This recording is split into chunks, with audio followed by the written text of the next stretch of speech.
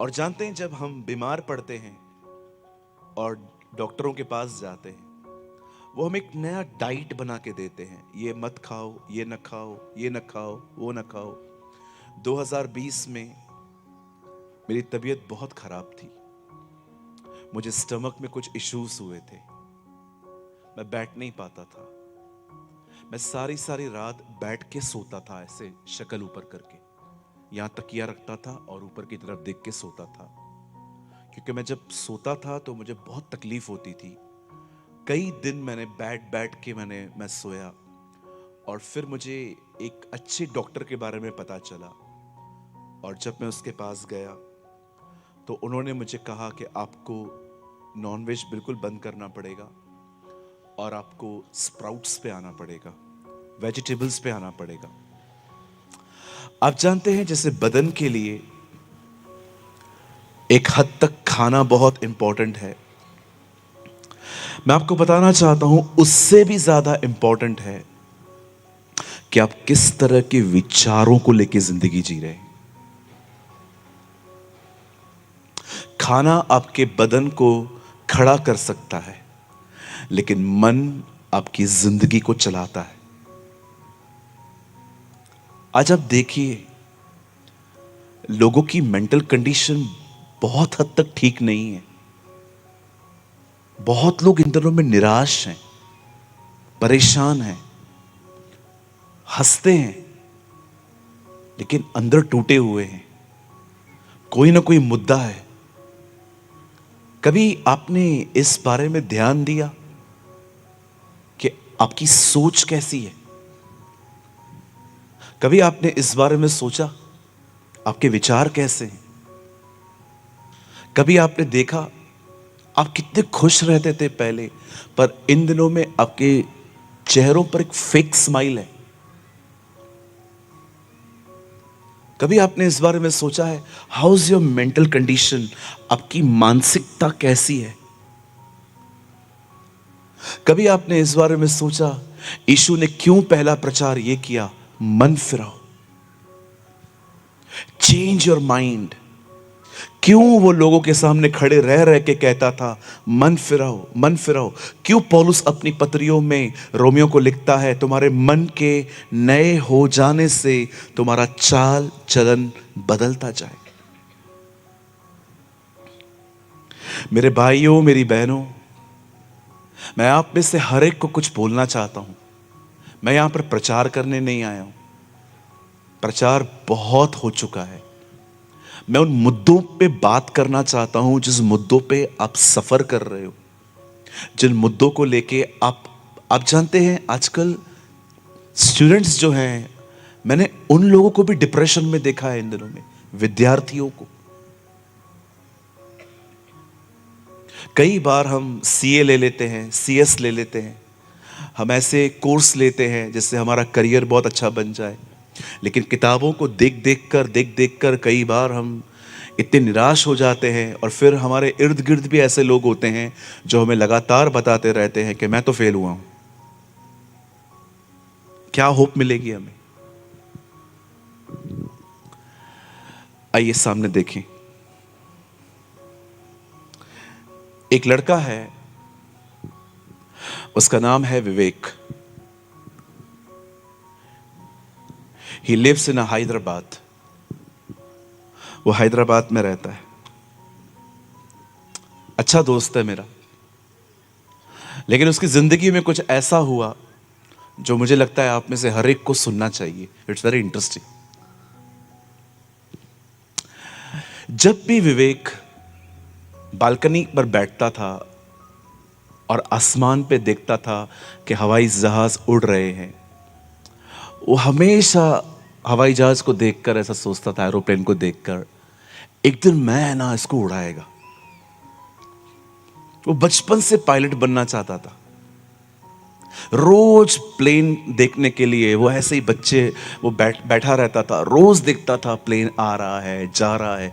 जब तक प्लेन गुम नहीं होता था बादलों के अंदर, तब तक वो देखता रहता था। एक दिन उसके चाचा उसके घर में आए। Hello Vivek. Yes uncle. How are you, कैसा है? अच्छा हूँ अंकल, आप कैसे हैं? मैं भी अच्छा हूँ। और विवेक, पढ़ाई कैसे चल रही है? मस्त। बड़े बन के क्या बनोगे? मैं पायलट बनेगा, मैं एरोप्लेन उड़ाऊंगा। जानते उसके चाचा ने उसको क्या कहा? उसके चाचा ने उसको कहा, आपके खानदान में कोई पायलट नहीं बन पाया है, आप भी नहीं बन पाएंगे। बेटा ये सब ख्वाब छोड़ दे, नौकरी करना आगे चल के, पापा के लिए कुछ कमा के देना। आप जानते हो उस लड़के का ड्रीम जो है ना, थोड़ा सा उधर मरने लगा। फिर 3-4 महीने के बाद उनके घर पे उनके एक मामा जी आए। हेलो विवेक। हेलो अंकल, कैसा है बेटा? अच्छा हूं अंकल। और क्या कर रहे हो? Doing studies uncle. अच्छा, बड़े बन के क्या बनना है? अंकल पायलट बनना है। क्या पायलट? तेरे पास अकल है क्या? इतना इंटेलिजेंट है क्या? कितना पढ़ाई करना पड़ता है, तुझे पता है क्या? लड़के का ड्रीम और मरने लग गया। अब आहिस्ते आहिस्ते वो लड़का सोचना बंद कर दिया कि मैं प्लेन उड़ाऊंगा। एक दिन मौसी जी आई, बोलो बाजू वाले को, आई है आंटी। हाँ, ये डेंजर होते हैं ये लोग। आइए, मासी आई है अभी। मासी आके बोलती है, विवेक, हाँ क्या कर रहे हो? बैठा हूं, पढ़ाई चल रही है? हाँ चल रही है। क्या बनोगे बड़े होके? पायलट। चल पागल, कुछ नहीं होगा इससे, कुछ नहीं होता है इससे। बच्चे ने गिव अप कर दिया। और उसके बाद जब भी स्कूल में किसी से उसने किसी ने उसको पूछा कि विवेक अब क्या करने हो? पढ़ाई करता हूं बस, बात पता नहीं है। लड़के ने बोलना ही बंद कर दिया कि मैं पायलट बनूंगा। एक दिन वो लड़का एक माइंड सेट में आ गया। आप जानते हैं शैतान हमेशा से यही चाहता है कि जो उम्मीदें खुदा ने आपके अंदर डाली है ना, वो खत्म हो जाए। आपने देखा परमेश्वर ने यूसुफ के अंदर एक ड्रीम डाला था, और जब उसके भाइयों को पता चला कि इससे ड्रीम देखा है, और एक दिन जब वो आ रहा था, उसके भाइयों ने क्या कहा? See the dreamer is coming. उन्होंने ये नहीं कहा यूसुफ आ रहा है, उन्होंने कहा सपने देखने वाला आ रहा है। आप देख रहे हो, हर कोई आपके सपने को खत्म करना चाहता है। आप जानते हैं जब विवेक 13 साल का हुआ, विवेक को किसी ने प्रभु यीशु मसीह के बारे में बताया। विवेक चर्च गया, उसके घर में फ्रीडम थी चर्च जाने की। ही वॉज अ प्योर ब्राह्मण, वो एक ब्राह्मण फैमिली से आता है। और जब वो चर्च में गया, उसे प्रभु का एक वचन सुना। उस वचन को उसमें ऐसा कहा गया कि जो मुझे सामर्थ देता है, मैं उसमें सब कुछ कर सकता हूं। यस, जो परमेश्वर मुझे ताकत देता है, मैं उस ताकत में सब कुछ कर सकता हूं। उस लड़के ने बहुत फिर से पढ़ाई करना स्टार्ट की, और मैं आपको बताना चाहता हूं, विवेक आज एक पायलट है। हालेलुया। मैं आप में से हर एक को कहना चाहता हूं, अपने लाइफ में किसी भी माइंडसेट को अंदर मत आने दो गलत को। कहीं अपने पास वाले को, जैसे मैं कह रहा हूं वैसे बोलना पड़ेगा। हाँ, अपने बाजू वाले को बोलो, ऐसे हाथ मिला के उसको सब बोलो, मसीह में जो सामर्थ मिलती है उसमें हम सब कुछ कर सकते हैं। नहीं नहीं, ढीला ढीला, झारखंड के लोग ऐसे नहीं हो सकते। बाजू वाले को बोलो, जो सामर्थ वो हमें देता है उसमें हम सब कुछ कर सकते हैं। यस। वो बचपन में वो देखा था क्या? वो एक एड आता था, boost the secret of my energy. देखा था? ऐसा करो, बोलो, Jesus is the secret of my energy. Amen, hallelujah. मैं आप में से हर एक को कहना चाहता हूं, आप प्रभु में सब कुछ कर सकते हैं। ओ, मैं आपको कहना चाहता हूं, यहां पर कुछ भाई बहन हैं, उन्होंने अपने ड्रीम्स को देखना बंद कर दिया है। मार्था और मरियम भी सोचती थी हमारा ड्रीम है कि हमारा भाई बचे, लेकिन वो ड्रीम खत्म हो गया। लेकिन चौथे दिन वो आया और उसने उनके मरे हुए सपने को जिंदा कर दिया। This is our Jesus. ये हमारा यीशु है। निराशा छोड़ दो, किसी भी गलत माइंडसेट में मत चलो। शैतान को आप में कोई बंधन नहीं बनाने दो। हालेलुया। पास्टर राजीव यहाँ वर्शिप कर रहे थे, तो उन्होंने यहाँ पर बहुत सारे जवानों को बुलाया। मैं बहुत खुश हो रहा था, मैं वहाँ पर बैठा हुआ था और मैं देख रहा था जवान मस्त एक्सरसाइज भी कर रहे थे और वर्शिप भी कर रहे थे, सब आराधना भी कर रहे थे। ये अमेजिंग है ना, वजन भी कम होगा, प्रभु की आराधना भी हो जाएगी। दैट्स अमेजिंग, ये बहुत अच्छा है। लेकिन मैंने देखा कुछ अंकल, कुछ लोग, कुछ आंटियां ऐसे भी गीत गा रहे थे। जब वो गा रहे थे यहोवा, और वो कुछ लोग ऐसे भी गा रहे थे यहोवा यहोवा यहोवा यहोवा यहोवा यहोवा। मैं प्रभु से पूछ रहा था, इनके बाजू में सांप खड़ा है क्या? ये ऐसे आराधना क्यों करते? क्या ऐसी ये कोई तरीका है? आपको यहां पर कैसे आना चाहिए? कहिए झूम झूम कर नाचते हुए गाते हुए। मैं आपको सच कहता हूं, मैं आप में से हर एक को कहना चाहता हूं, ब्रदर, निराशा खुदा ने नहीं दी है, ये शैतान ने डाली है। इस माइंडसेट को अपने अंदर से निकाल दीजिए। हालेलुया, बोलिए यीशु मसीह की। अब जानते हैं, आज जब मैं आपके लिए प्रेयर कर रहा था, मुझे परमेश्वर ने आज एक बहुत खूबसूरत छोटा वचन है, लेकिन ये बहुत अच्छा है। लेकिन मैं आप में से हर एक को कहना चाहता हूं, इसे स्वीकारिए, इसे ग्रहण करिए। इवन मैं आप में से हर एक को, मैंने देखा आज इस मीटिंग में बहुत सारे ओल्ड एज के लोग भी आए हैं, बहुत सारे बुजुर्ग भी आए हैं। मैं आप में से हर एक को कहना चाहता हूं, आपके जवान बच्चे आपको छोड़ के चले जा सकते हैं, लेकिन वो आपको कभी नहीं छोड़ेगा, वो हमेशा आपके साथ बना रहेगा। Is the one who is with you. मेरी बाइबल कहती है, हमारे आने वाले दिन हमारे पिछले दिनों से ज्यादा उत्तम होंगे। आमेन। मैं आपको एक इंसिडेंट बताता हूं, स्पेशली जो ओल्ड एज के हैं उनके लिए। एक बार मैं किसी गार्डन में गया और मैं वहां वॉक कर रहा था, और मैंने एक अंकल को देखा। अंकल रहेंगे 70-75 के रहेंगे, और वो वॉक कैसे कर रहे थे, देखो करके आपको, वो इस तरह वॉक कर रहे थे।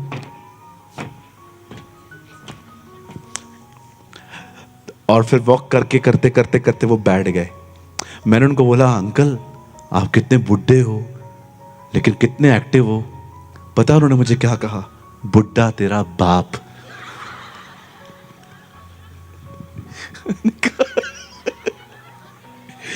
मैंने कहा ऐसे क्यों बोल रहे हो? तू बुढ़ा किसको बोला? मैंने कहा बुढ़े नहीं हूं। बोलता है नहीं हूं मैं बुढ़ा, मैं जवान है। उस दिन मैंने एक बात सोची, अगर माइंड कुछ चीजों को न स्वीकारे तो आपकी जिंदगी पे इसका कोई असर ही नहीं हो सकता। अगर दिमाग कुछ चीजें न स्वीकारे ना, तो आपके ऊपर वो चीजें असर हो ही नहीं सकती। आज जो वचन आपके लिए आने वाला है यहां से, वो वचन एक्चुअली आपकी मेंटल हेल्थ के लिए है। अगर आप में से कोई भी ये फील कर रहा है कि आप बहुत जल्दी जल्दी निराश होते हैं, परेशान होते हैं, और उसके बाद आप गिव अप कर देते हैं, ठीक है छोड़ दे यार, आज का वचन आप बड़े ध्यान से सुने। मैं विश्वास करता हूं ये वचन आज आपको यहां से आजाद करके भेजेगा। आमीन। जितने लोग मेरे साथ सहमत हैं वो सब आमीन कह सकते हैं। Thank you. आइए मेरे साथ अपनी बाइबल को खोलें। Come on, open your Bible with me, the book of 1 King chapter 19. आप मेरे साथ खोल सकते हैं पहला राजाओं 19वां अध्याय।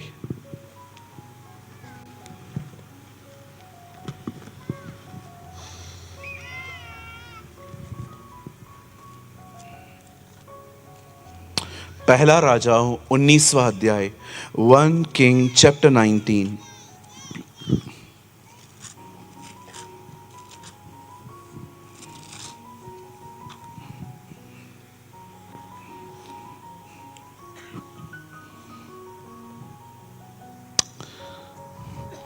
और मैं आपके लिए पढ़ रहा हूं 19 का 1 और 2।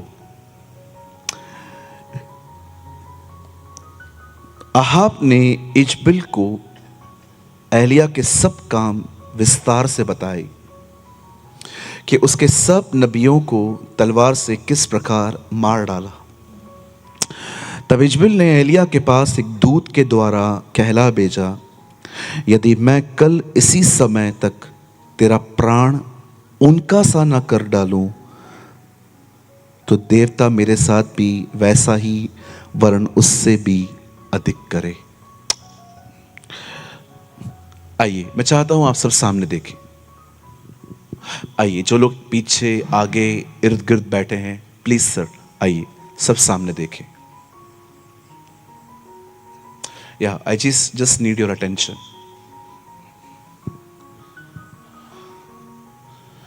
मेरी बाइबल कहती है बहुत सारी चीजें परमेश्वर ने छुपा के रखी थी,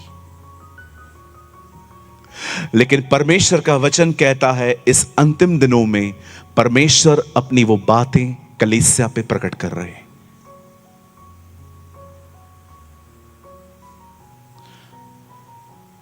जब लोग परमेश्वर के वचन को बहुत जल्दी जल्दी पढ़ते हैं, इस कारण वे परमेश्वर के वचन को समझ नहीं पाते। मैंने बहुत मुश्किल से यह बात सीखी थी कि परमेश्वर के वचन को बहुत धीरे से पढ़ना चाहिए, क्योंकि मैं बाइबल को जस्ट कंप्लीट करने के पीछे लगा रहता था कि मुझे कम से कम साल में पुराना और नया नियम 2 बार पढ़ना है। लेकिन मुझे परमेश्वर ने एक दिन कहा, पढ़ने से भी अधिक है, तू उसे समझ। मुझे आज भी याद है, मैं एक वचन पढ़ रहा था जहां पर बाइबल बताती है कि यीशु के पास एक आदमी आके कहता है, क्या मैं आपके पीछे आ सकता हूं? और यीशु उसे कहते हैं, लोमड़ियों को बटे हैं, आकाश के पक्षियों को बसेरे हैं, परंतु मुझे सर रखने की जगह नहीं है। जब मैं इस वचन को पढ़ रहा था, मैं सालों तक यह सोचता था कि यीशु के पास अपना घर नहीं था। वो एक ट्रैवलर प्रीचर था, वो वहां यहां घूमता था और प्रचार करता था। लेकिन एक दिन जब मैंने वचन को स्लोली पढ़ना स्टार्ट किया, तब पवित्र आत्मा ने मुझे कहा, आराम से पढ़। यीशु ये नहीं कह रहा मेरे पास घर नहीं है, यीशु ये कह रहा है सर रखने की जगह नहीं है। What do you mean? इसका मतलब क्या है? आप जानते हैं, बाइबल ही बाइबल को एक्सप्लेन करती है, वचन ही वचन को खोलता और तोड़ता है। पुराना नियम नए नियम को पूरा करता है, नया नियम पुराने नियम को पूरा करता है। जब यीशु कहता है कि मुझे सर रखने की जगह नहीं है, तो दरअसल वो ये कह रहा था कि कलीसिया मेरी देह है और मैं कलीसिया का सर हूं। जब वो कहता है मुझे सर रखने की जगह नहीं है, तो वो ये कह रहा था मेरी कलीसिया तैयार नहीं है जिस पर मैं सर रख सकूं। कुछ लोग कहते हैं उसका घर नहीं था। भाई, हम उसके घर में रहते बगैर रेंट के, आपसे वो भाड़ा भी नहीं लेता। सोचो अगर प्रभु आपको ऑक्सीजन का बिल भेज दे तो, कि बचपन से जितना ऑक्सीजन लिया है उसका बिल भरो, कितना आएगा? देखा था कोविड में ऑक्सीजन कितना महंगा मिल रहा था। सोचो प्रभु आपको बिल भेज दे कि जितना भी ऑक्सीजन बचपन से लिया है वो भेज दो, वो भर दो। मुझे लगता है सब बेचना पड़ेगा, उसके बाद भी बिल नहीं पे कर पाएंगे अपन। कितना दयालु है ना परमेश्वर, सारी चीजें फ्री में देता है आपको और हम उनको बेचते। आप जानते हैं, यदि आप यहां पर इस वचन को बहुत धीमे से पढ़ें तो आपको कुछ ऐसी चीजें दिखाई देंगी कि आप हैरान हो जाओगे। मैं आपका ज्यादा समय नहीं लूंगा। मैं चाहता हूं आइए आप बड़े अब ध्यान से सुने। यह वचन आपके लिए है। मैं ये नहीं कहता हूं ये सबके लिए है, मैं कहता हूं ये आपके लिए है। इंडिविजुअली परमेश्वर ने ये वचन आपके लिए दिया है। बाइबल कहती है एक समय था जब इज़राइल के राजा अहाब ने, आप जानते होंगे इज़राइल 2 भागों में बंट गया था, इज़राइल और यहूदा। इज़राइल में 11 गोत्र थे, यहूदा एक गोत्र था। जिन दिनों में इज़राइल का राजा अहाब था, उन दिनों में यहूदा का राजा यहोशापात था। अब बात यहोशापात की नहीं हो रही है, बात इज़राइल के राजा की हो रही है। इसका नाम था अहाब। आप जानते हैं अहाब की जिंदगी में सबसे बड़ी गलती उसने क्या की? एक गलत शादी, अ रॉन्ग मैरिज। उस बंदे ने एक ऐसी औरत से शादी की जो परमेश्वर को नहीं मानती थी। हर नेम वॉज जज़बेल, उसका नाम था इजबेल। यही वो लेडी है जिसने इज़राइल के अंदर बाल देवता की आराधना को प्रमोट किया। यही वो लेडी है जो अपने घर में बैठकर पूरे इज़राइल में अंधकार बेचती थी जादू टोने के द्वारा। यही वो लेडी थी जो मेकअप करके परमेश्वर के दासों को अपनी तरफ आकर्षित करके उनके साथ व्यभिचार करती थी। मैं नहीं कहता हूं, बाइबल बताती है। मरते समय भी वो अपने आप को सुरमा लगा रही थी। आप देखो किन्नरों ने, ट्रांस जो होते हैं 5+1 जिनको हम कहते हैं, उन लोगों ने उसको धक्का दिया और लिखा है उस समय वो अपने आप को कुछ लगा रही थी। कभी आपने इस स्पिरिट के बारे में समझा है? कौन है ये लेडी? ये अहाब की पत्नी है। और मैं आपको बताना चाहता हूं, यही वो लेडी है जिसके अंदर एक गंदी आत्मा थी जो उसको यूज कर रही थी लोगों को खत्म करने के लिए। कुछ लोग सोचते हैं ये सिर्फ एक बदन था। जी नहीं, वो एक आत्मा है। आप देखिए उसके मरने के बाद भी प्रकाशित वाक्य में लिखा है, तेरे बीच इजबेल रहती है। एक्सक्यूज मी लॉर्ड, वो तो बहुत साल पहले मर गई ना। नो, उसका बॉडी मरा है लेकिन उसकी स्पिरिट अभी भी काम कर रही है। जानते हैं इजबेल की आत्मा का सबसे मुख्य काम क्या है? मैंने बहुत सारे पास्टर्स से पूछा और मुझे बिल्कुल करेक्ट आंसर दिया उन्होंने कि उसकी आत्मा जवानों को विशेषकर व्यभिचार में गिराती है। लेकिन आप जानते हैं यह आधी अधूरी जानकारी थी। इजबेल की आत्मा का सबसे बुरा काम है आपको और मुझे डिप्रेशन में ले जाना। जानते हैं डिप्रेशन क्या होता है?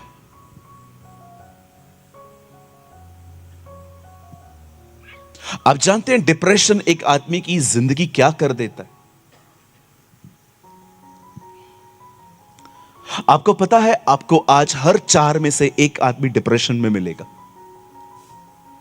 आप ये मत सोचिए कि कोई वेल ड्रेस है, अच्छा घड़ी पहना है, जूता पहना है, बेल्ट लगाया है, अच्छा फोन है, रफ एंड टफ दिख रहा है तो मतलब सब कुछ ठीक है। मैं आपको सच कहता हूं, मैं अपने कलीसिया से हर हफ्ते 2 घंटे निकाल के एक एक व्यक्ति से 15-15 मिनट मिलता हूं। और मैं जब लोगों से मिलता हूं मैं हैरान हो जाता हूं कि कितने अच्छे दिखते हैं लेकिन कितने टूटे हुए हैं। हर शनिवार मेरी चर्च लगती है मुंबई में। हमारी चर्च का टाइमिंग होता है 6:30 से 9 बजे तक, लेकिन मैं चर्च में 4 बजे पहुंच जाता हूं। जिन भी लोगों को मुझसे मिलना होता है वो अपना टाइम लिखवा देते हैं। 10 मिनट 15 मिनट में उनसे मिलता हूं, उनके प्रॉब्लम को सुनता हूं, प्रेयर करता हूं। बस किसी के लिए अगर एडवाइस होती है तो देता हूं कि अगर हो सके तो ये करो। आप जानते हैं मैं कई लोगों को देखता हूं, वो अच्छे दिखते हैं, बाहर से वेल ड्रेस होते हैं, डिसेंट होते हैं, लेकिन जब वो मुझे बोलना चालू करते हैं ना, मैं सोच भी नहीं सकता ये कितने गहरी निराशाओं में जिंदगी जी रहे हैं। आप कभी बॉम्बे आएंगे ना, वहां पर एक हॉस्पिटल है, उसका नाम है वोखार्ड। मुझे एक बार एक अंकल का कॉल आया। उन्होंने कहा मेरे लड़के को है ना अटैक आया है, आप आएंगे क्या दुआ के लिए? मैंने कहा यस अंकल, मैं आता हूं। हम लोगों ने चर्च की कार निकाली, हम पहुंच गए उस अस्पताल में। ऑपरेशन थिएटर में था वो लड़का, और वो जो हॉस्पिटल था, वो जो थिएटर था, वो स्पेशली हार्ट स्पेशलिस्ट के लिए था। और जब मैंने उस ऑपरेशन थिएटर के बाहर मैंने एक लाइन लिखी हुई देखी, मुझे कभी मैं वो लाइन नहीं भूला। वहां लिखा था, दिल खोल देते अगर यारों के साथ, तो आज नहीं खोलना पड़ता औजारों के साथ। अगर ये दिल अपने दोस्तों के साथ खोल दिया होता ना, तो आज इसको हमें औजारों से खोलने की जरूरत ही नहीं पड़ती। मेरे फादर का बाईपास हुआ अभी 5 महीने पहले। मैं जानता हूं हमारे परिवार की हालत क्या हुई जब उनका यहां से नस निकाल के यहां डाला गया। ऑपरेशन के बाद भी मेरे डैडी की तबीयत ठीक नहीं थी। उनके बदन से, आप बिलीव करेंगे, उनके मुंह से क्लॉट्स बाहर आते थे। हम जानते हैं क्या होती हैं ये चीजें। आप जानते हैं इजबिल की आत्मा का काम सिर्फ एक व्यक्ति को व्यभिचार में गिराना नहीं है, उसका काम है एक व्यक्ति को डिप्रेशन में लेके जाना। मैं एक्सप्लेन करूंगा आपको, लेकिन मुझे उसकी पहले भूमिका बताने दीजिए आपको, ताकि इसके बाद जो मैं आपको बताऊं आपको वो समझ में आए। एक चीज मैं आप सबसे पूछना चाहता हूं, स्पेशली मेरी यंग सिस्टर्स से। आज जब मैं सुबह दुआ कर रहा था ना आप लोगों के लिए, आज सुबह का सेशन पास्टर जी ने लिया था। मैंने उनको कहा था मैं शाम से स्टार्ट करता हूं, और मैं सुबह से आज प्रभु से प्रार्थना कर रहा था। मुझे कमरा मिल गया था, मैं दुआ में बैठा था। आज मुझे शाम को, आज सुबह मुझे प्रभु कह रहे थे, यहां पर बहुत सारी यंग गर्ल्स हैं जिनकी मेंटल हेल्थ बिल्कुल ठीक नहीं है। आई डोंट नो परमेश्वर ने लड़कों के लिए क्यों नहीं कहा, लेकिन हां मैंने ये सुना, यहां पर बहुत सारी बहनें हैं जो बहुत एक्सट्रीमली डिप्रेस लाइफ जी रही हैं। बहुत निराश हैं आप, बहुत टूटे हुए हैं आप। मैं नहीं जानता हूं आपके साथ क्या पास्ट में बुरा हुआ है, आपको किसने चीट किया, किसने आपकी लॉयल्टी के साथ खेला है। I really don't know, but मैं आज आपको कहना चाहता हूं, सिस्टर विश्वास कीजिए, ये जो मीटिंग है ना आपके लिए प्रभु ने ऑर्गेनाइज की है। आज प्रभु है ना आपको पूरी तरह से यहां से आजाद करके भेजेंगे। ओ मेरी बाइबल कहती है वो हम पर आनंद का तेल उंडेलेगा। हालेलुया। सारी बहनें घोषणा कीजिए, आज मैं यहां से आजाद होकर जाऊंगी। सारे भाई घोषणा कीजिए, आज मैं यहां से आजाद होकर जाऊंगा। आमेन, हालेलुया। बोलिए यीशु मसीह की। अब मैं आपको बताना चाहता हूं, बड़े ध्यान से सुने, यह आत्मा काम कैसे करता है। जब उन दिनों में जब आहाब राजा ने रानी इजबिल से शादी की, बाइबल कहती है इस लेडी में एक डीमन था। डीमन को हिंदी में कहते हैं दुष्ट आत्मा। और आप जानते हैं दुष्ट आत्मा का एक ही काम है, लोगों को दुष्ट बनाना। अशुद्ध आत्मा का एक काम है, लोगों को अशुद्ध बनाना। आपने कभी देखा है किस तरह से एक व्यक्ति अपने बदन पर बॉम्ब को बांधकर पब्लिकली चला जाता है। आप उसका माइंडसेट देखो, उसको पता है सबसे पहले वो कटेगा, सबसे पहले वो मरेगा, बाद में सब मरेंगे, पहले वो मरेगा, खत्म। आप सोचो एक आदमी को इतना दुष्ट कौन बना रहा है। दुष्ट आत्माओं का एक ही काम है, एक व्यक्ति को दुष्ट बनाना, एक आदमी को अशुद्ध बनाना। कभी आपने सोचा है कि कभी कभी आपको कितने गंदे गंदे अशुद्ध ख्याल आते हैं? कौन देता है ये? प्रभु तो, खुदा तो कभी नहीं दे सकता अपने बच्चों को ऐसे ख्याल। बाइबल कहती है इजबिल एक गलत आत्मा से ग्रस्त, और बाइबल है परमेश्वर ने इस पूरे परिवार को सबक सिखाने के लिए ठान लिया था। और परमेश्वर का वचन कहता है उन दिनों में जब इजबिल और आहाब इज़राइल पर राज्य कर रहे थे, परमेश्वर का वचन कहता है परमेश्वर ने एक नबी को भेजा, उसका नाम था एलिया। His name was Elijah. और परमेश्वर का वचन कहता है जब एलिया आता है पहली बार, वचन उसके बारे में नहीं बताता उसका बचपन कैसा है, और बाइबल बताती है वो अपने यंग डेज में इज़राइल में आता है, और पहला काम पता है वो क्या करता है? वो बारिश को बंद करवा देता है। वो घोषणा करता है कि अब मेरे कहे बगैर बारिश नहीं होगी। ऐसा लग रहा है ना कि उसके पास एक चाबी है, उससे वो उसको निकाला, स्वर्ग की ओर देखा, बंद किया, वापस अंदर रखा और सबको कहा अब ढूंढो मुझे।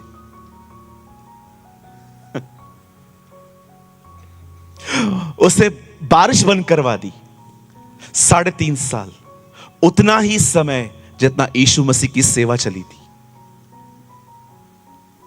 और जानते हैं उन्हीं दिनों में जब बारिश बंद थी, बाइबल कहती है उसने एक जगह पर सारे बाल के नबियों को इकट्ठा किया और परमेश्वर का वचन कहता है कि उसने सारे नबियों को एक बात कही, तुम अपना बलिदान लाओ, मैं अपना बलिदान लाता हूं। तुम अपने खुदा को पुकारो, मैं अपने खुदा को पुकारता हूं। जहां से आग आई वही खुदा। उन लोगों ने कहा ओके डन, करते हैं हम ऐसा ही। वो अपना बलिदान लेके आए, एलिया अपना बलिदान लेके आया, वो बाल को पुकारने लग गए। कितने लोगों ने सुपर बुक देखा है? देखा है आपने उसमें वो कैसे पुकारते? हे बाल टिक टिक टिक, हे बाल टिक टिक टिक। वो लोग पुकारने लग गए उसको, हे बाल कुठे आए तुम, कहां है तू? और एलिया मजे ले रहा है उनके मस्त, बुलाओ बुलाओ बुलाओ बुलाओ, पिज्जा खाने गया होगा, बुलाओ। अरे बुलाओ सोया होगा, अरे बुलाओ यात्रा में होगा, अरे बुलाओ बुलाओ वॉशरूम गया होगा, अरे बुलाओ। वो मजे ले रहा है अपने। नाम है और वो नाम यीशु मसीह का नाम है। मैं आप में से हर एक को कहना चाहता हूं, इस पृथ्वी पर और स्वर्ग में एक ही नाम है, वह नाम यीशु मसीह का है। उसी के नाम से हमारा उद्धार हुआ है। और मैं आपको बताना चाहता हूं गुमला, बहुत जल्द वही यीशु आपको लेने बादलों पर आने वाला है। Very soon the Lord is coming. तैयार हो जाइए। बोलो बाजू वाले को तैयार हो जाओ। बोलो बाजू वाले को, जैसे इस मीटिंग में आने के लिए तैयार हुए हो ना, वैसे ही प्रभु के लिए भी तैयार हो जाओ।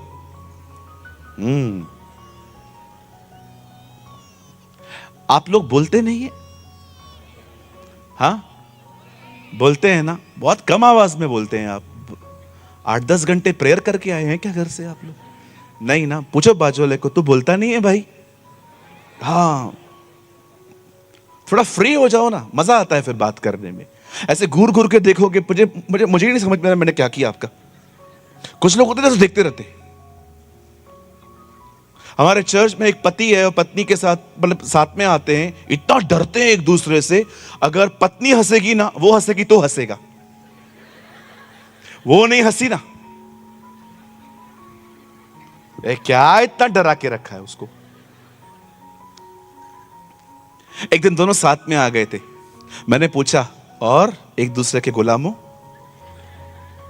क्या हुआ पास्टर जी, ऐसे क्यों बोल रहे हो? तू हंसता है तो वो हंसती है, तू नहीं हंसता तो वो भी नहीं हंसती। ये क्या है तुम लोग का? आप समझदार हो।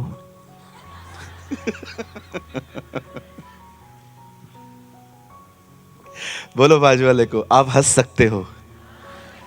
पास्टर एक बात तो बताओ, आप बार बार क्यों बोलते हो बाजू वाले को बोलो, बाजू वाले को बोलो, बाजू वाले को बोलो? मेरे को डर लगता है वो सो ना जाए, क्योंकि आजकल चर्च में लोग मस्त सोते रहते। देखा है आपने? बहुत लोगों को देखा है मैंने, आराम से आते हैं, मस्त एसी किधर है उधर बैठ जाते।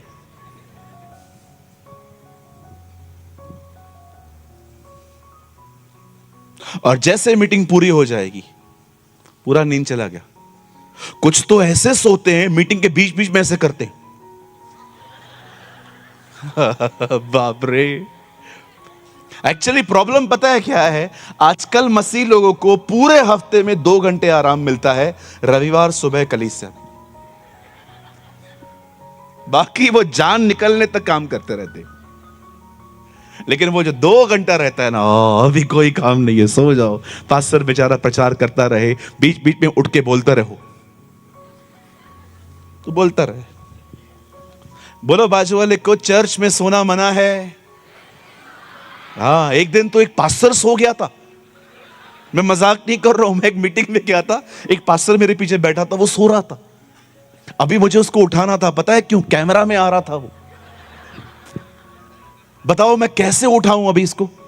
मैंने एक छोटा सा तरकीब निकाला उसको उठाने का। मैंने ऐसा किया, प्रभु महान है, अनुग्रहकारी है, हालेलुया। मैंने कहा पास्टर क्या करते हो, बेइज्जती हो रही है आपकी, पास्टर सोया हुआ है। Sorry sorry sorry sorry sorry. अब पास्टर सोएगा, चर्च कहां जाएगी बेचारी। हालेलुया। सैमुअल, हे सैमुअल। सैमुअल गया एली के पास, अंकल आपने बुलाया, सो जा सो जा। सैमुअल, हे सैमुअल, अंकल आपने बुलाया, सो जा सो जा। खुदा जगा रहा है, पास्टर सुला रहा है।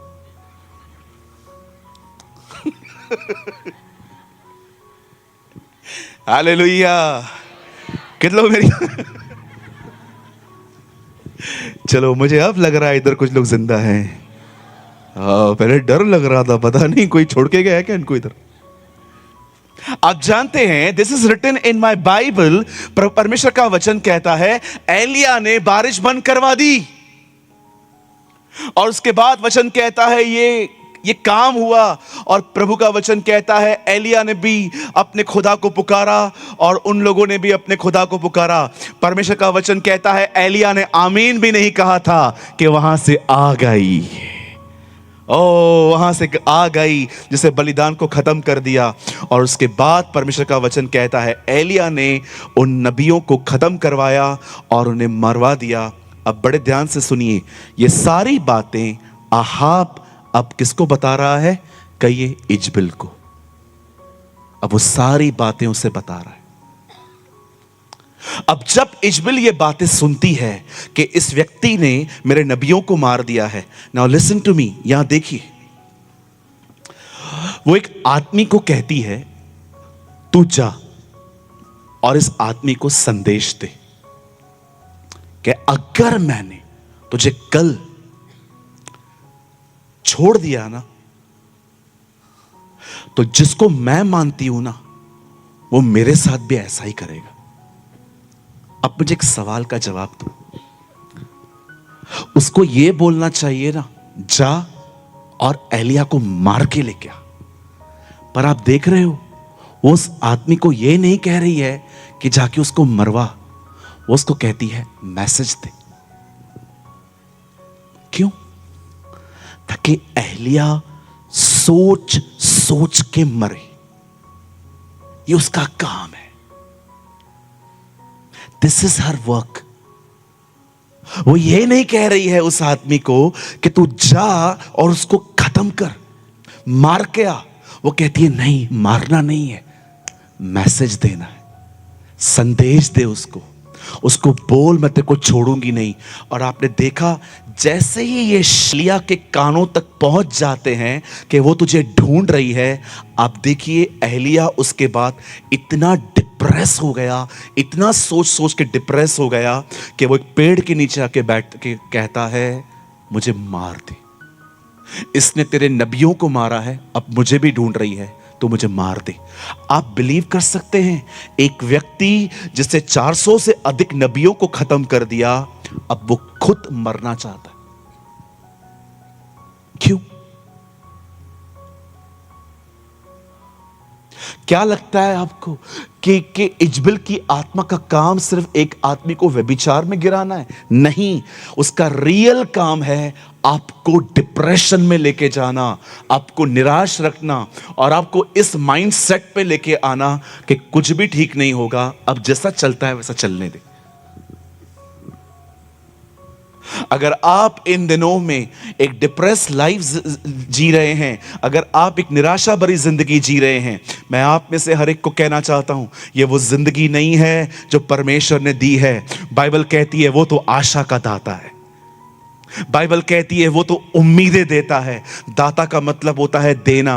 मैं आप में से हर एक को कहना चाहता हूं, निराशा परमेश्वर की तरफ से नहीं आती है। मेरी बाइबल कहती है अब्राहम ने निराशा में आशा रखी थी। निराशा में आशा का मतलब आप जानते हैं, जब भी वो सारा को देखता था वो हमेशा निराश रहता था, क्योंकि अब्राहम में ताकत थी बच्चा पैदा करने में, लेकिन सारा के अंदर कंसीव करने की ताकत नहीं थी। लेकिन जानते हैं उसकी उसकी गर्भ को देखकर वो निराश जरूर होता था, लेकिन जब भी उसकी गर्भ से अपनी शक्ल हटाता था और खुदा की तरफ देखता था, उसे एक आशा मिलती थी, उसे एक उम्मीद मिलती थी कि परमेश्वर कर सकते हैं, परमेश्वर की गर्भ को खोल सकते हैं, और परमेश्वर ने ही किया।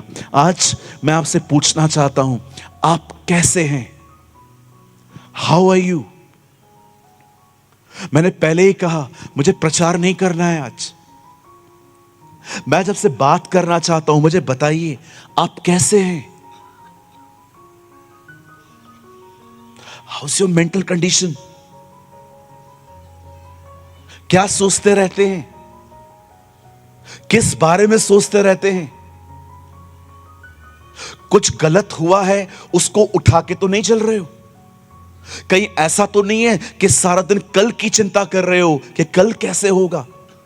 कहीं ऐसा तो नहीं है कि आप अपनी लाइफ में किसी गलत डिसीजन को लेकर प्रॉब्लम में आ गए हो और अब यही सोच रहे हो कि क्यों लिया मैंने ये निर्णय, क्यों आया मैं इस आदमी के कांटेक्ट में? ये परमेश्वर की इच्छा नहीं है कि आप में से यहां पर कोई भी निराश रहे।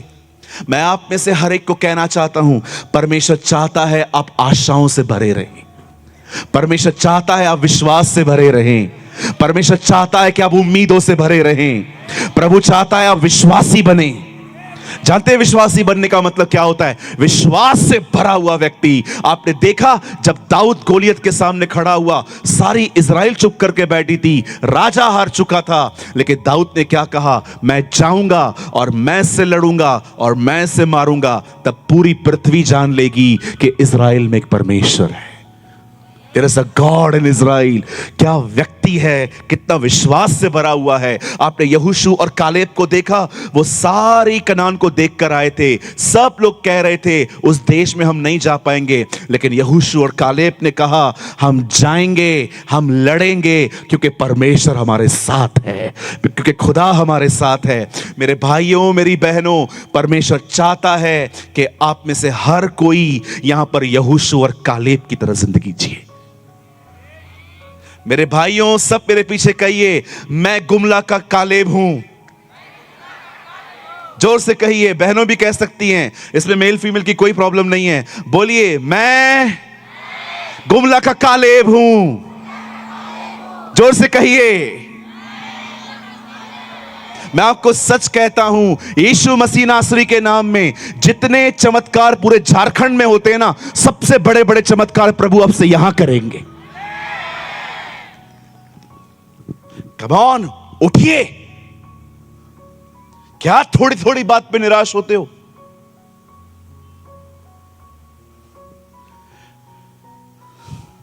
एक विश्वास करने वाले व्यक्ति बने, निराश नहीं। जब लोग आपके घर में बैठते हैं ना, कहते हैं ना आके कि कोविड आने वाला है, फिर से ओमिक्रॉन आने वाला है, नया वायरस आने वाला है, बीच में जब मार के बोलो कोई नहीं आने वाला है, आने।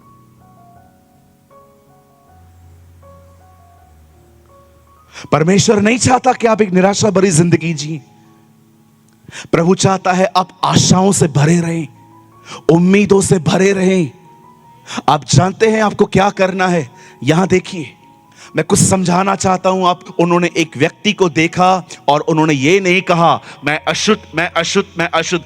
वो 10 ही पुकारने लग गए, यीशु को हम पर दया कर, हम पर रहम कर। और आप जानते हैं मत्ती 8 अध्याय में भी यीशु मसीह एक कोढ़ी से मिले थे। यीशु ने इसको हाथ लगा के चंगा किया था, लेकिन इन कोढ़ियों को प्रभु ने हाथ नहीं लगाया। इन लोगों को प्रभु ने कहा जाओ और अपने आप को याजक को दिखा दो। आप जानते हैं अब कोढ़ तो था, लेकिन इनके पास परमेश्वर का वचन भी था कि प्रभु ने कहा है जाओ और डॉक्टर को दिखाओ, याजक को दिखाओ। आप जानते हैं वो चंगे नहीं हुए थे, उनकी स्किन पे अभी भी बीमारी थी, लेकिन परमेश्वर का वचन कहता है वे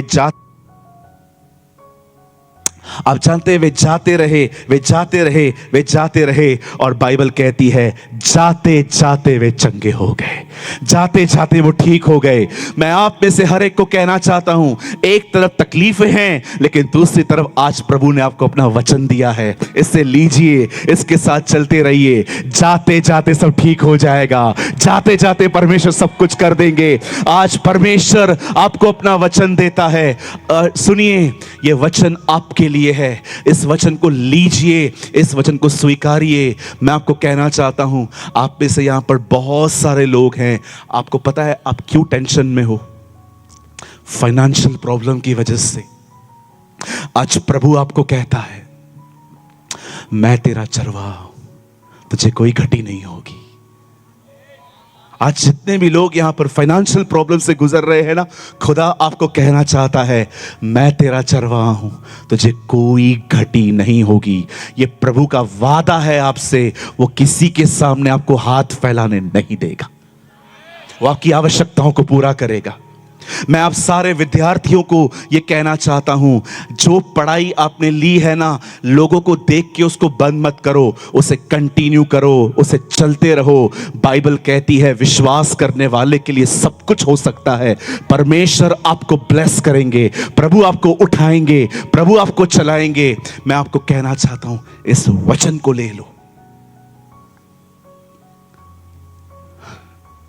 मैंने इन दिनों में देखा है, लोगों के पास गीत बहुत हैं, इंस्ट्रूमेंट बहुत हैं, अलग अलग भाषाओं की बाइबल है, अलग अलग वर्जन्स हैं, बट मैंने बहुत कम लोगों को देखा है जिनके यहां वचन है। यहां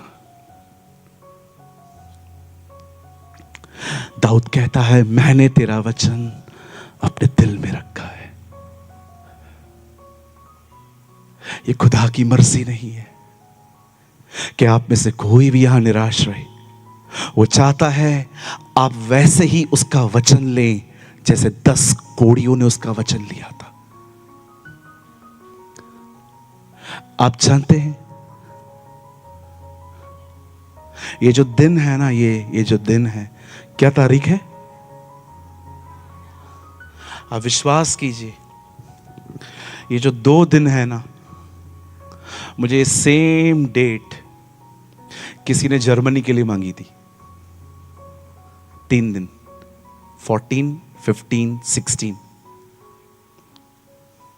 कई बार वो मुझसे मेरे पेपर्स मांगे उन्होंने कहा, आप हमारे अपने पेपर्स भेज दो, अपने डॉक्यूमेंट्स भेज दो, हम लोग को आपका पूरा सब कुछ करना है, यहाँ पर आपको स्पॉन्सरशिप लेटर भेजना है जर्मनी के लिए।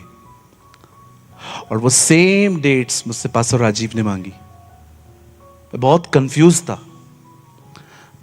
मैंने परमेश्वर से कहा, प्रभु, एक तरफ आप मुझे अब्रॉड जाने का अपॉर्चुनिटी दे रहे हो, दूसरी तरफ मैं उस स्टेट में जा रहा हूं जहां पर मैं काफी बार जा चुका हूं। आप मुझे बताइए मैं कहां जाऊं। मैं प्रभु की उपस्थिति में खड़े होकर कहना चाहता हूं, प्रभु ने मुझे कहा, गुमला जा।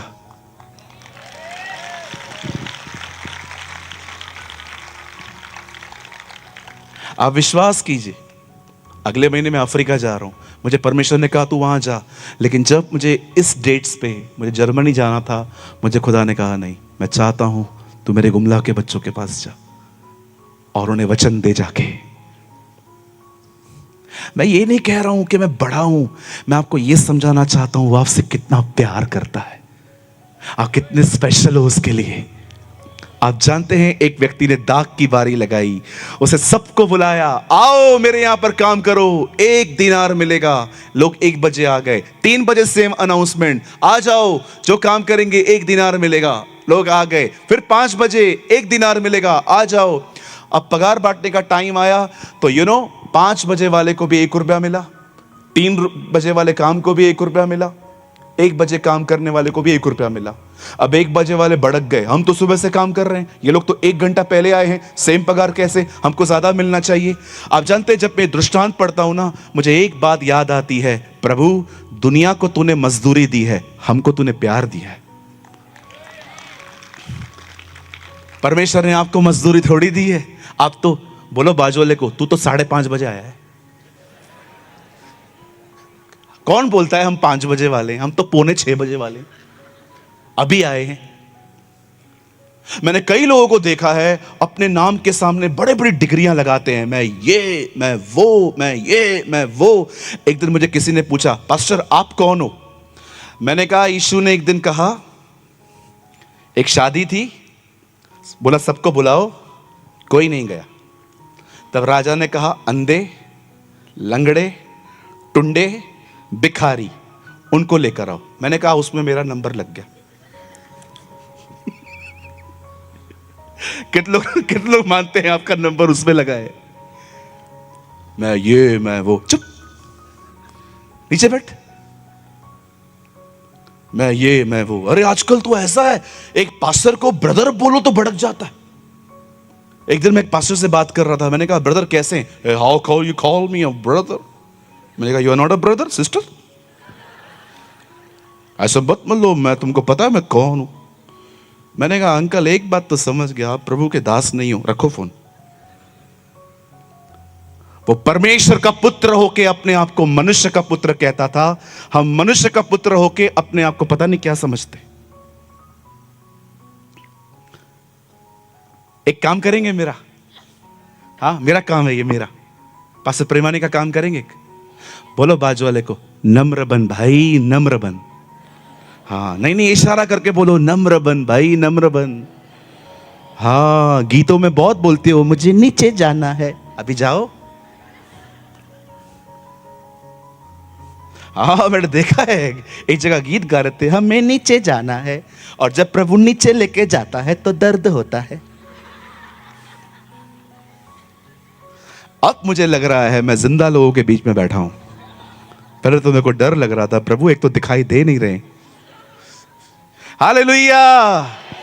मैं विश्वास करता हूं प्रभु ने आज आपको आजाद किया है। आज के बाद आपके पास डिप्रेशन नहीं होगा, आज के बाद आपके पास परमेश्वर का वचन होगा। हालेलुया।